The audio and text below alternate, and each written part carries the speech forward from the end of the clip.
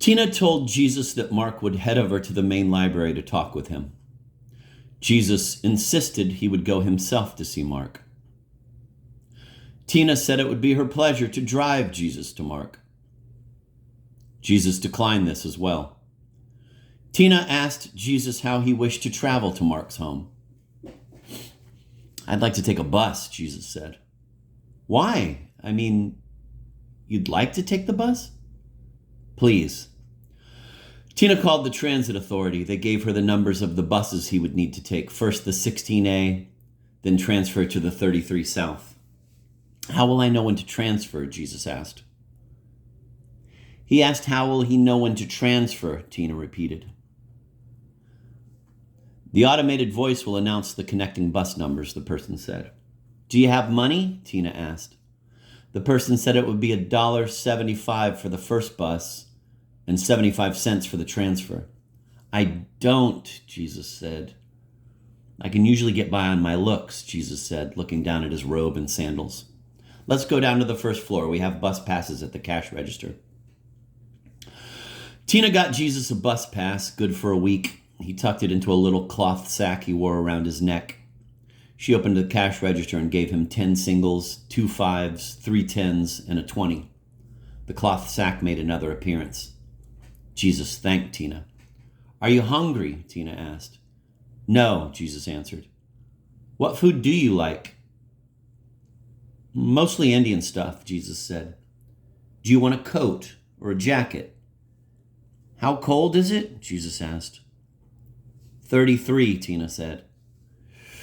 "My lucky number," Jesus said, rolling his eyes.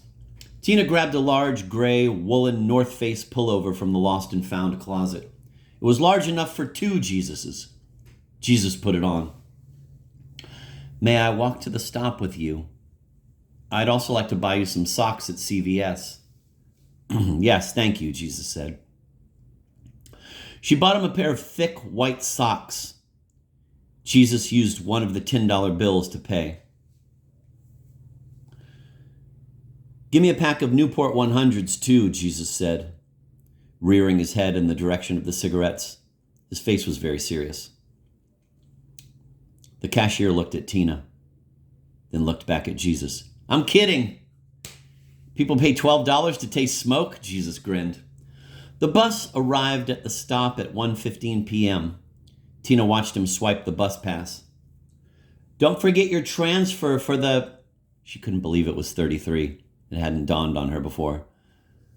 33 South, Tina said.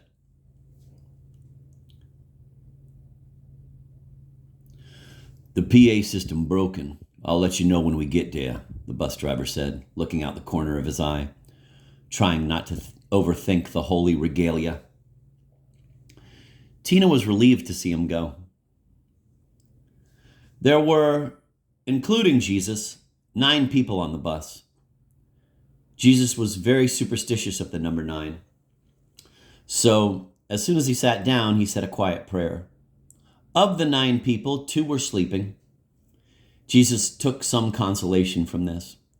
He thought there are really 7 people on this bus who are awake and 2 who are sleeping. And the sleeping ones aren't really here. So it's really 7 people. The bus driver took occasional glances at Jesus from the rearview mirror. Disdainful glances. "You going to a costume party?" a girl asked. Her name was Isabella.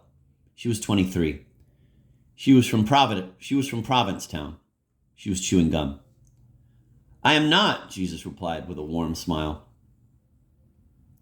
"A fetish thing?" she asked in a slightly softer voice, but still audible to all. "No. Are you trying to say I look like I'm in a Jesus costume?" "Yes." "Unless you are Jesus," she said, and her mouth recoiled as she recognized she was looking at Jesus. As a consequence of this, her mouth opened 1.5 inches and stayed in this position for 30 seconds. The resplendent, multitudinously dimpled off-white piece of gum could be seen nestled semi-professionally between the tongue and teeth of the lower right quadrant.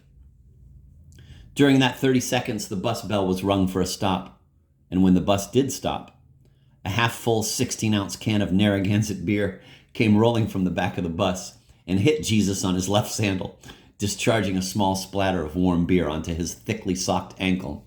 "Oh, yuck," Isabella said. "I have a wet wipe. I'll get that for you."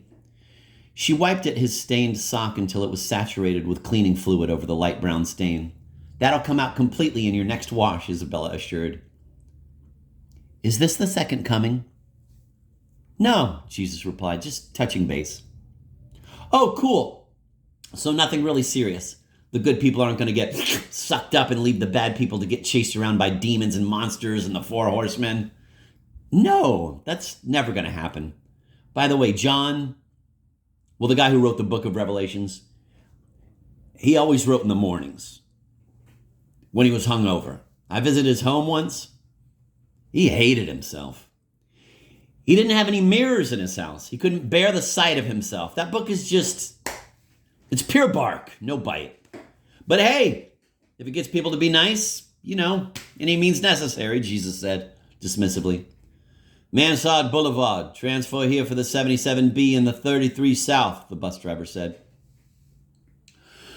Jesus thanked Isabella for the wet wipe.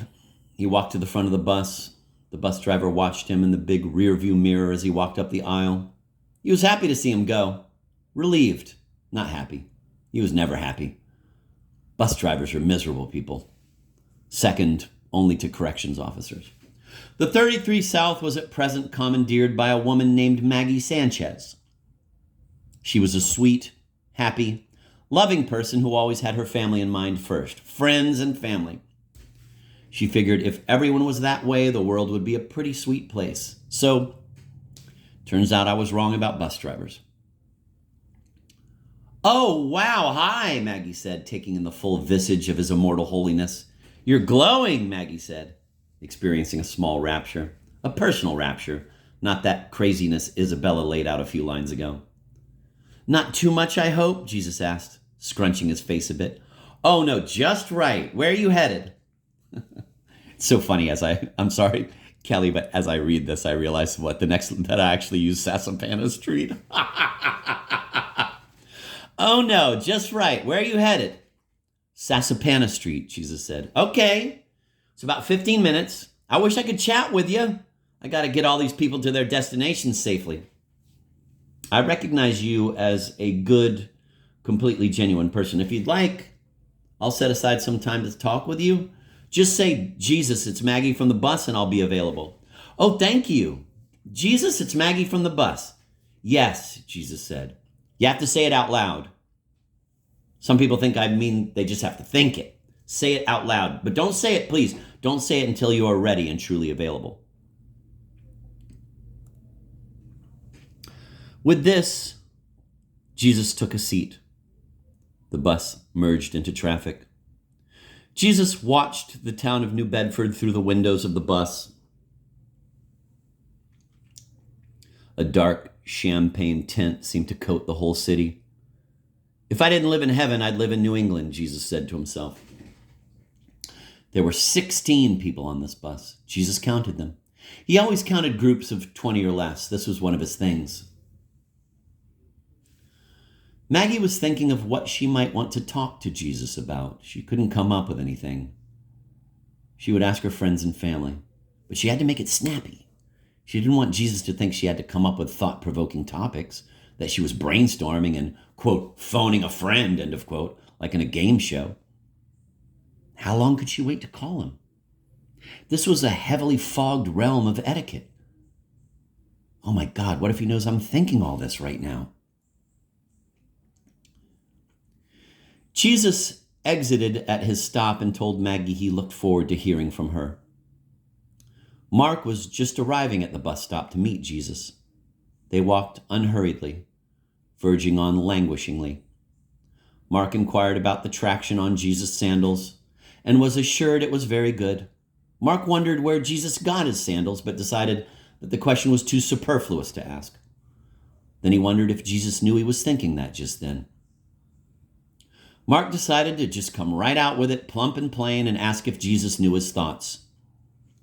If he could read his mind, so to speak. "Not at all, ever, I promise." Mark hadn't a shred of doubt once Jesus had said this. How long have you lived in New England? Jesus asked. All my life. I grew up in Haydenville, Mass, a tiny town just outside of Northampton. I know of it. The library there is just a little bigger than Jesus searched for a good comparison.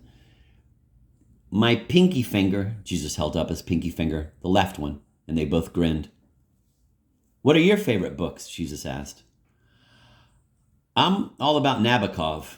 He's my king. Earthly king, of course. My very favorite is Ardor. After that, probably Dead Souls.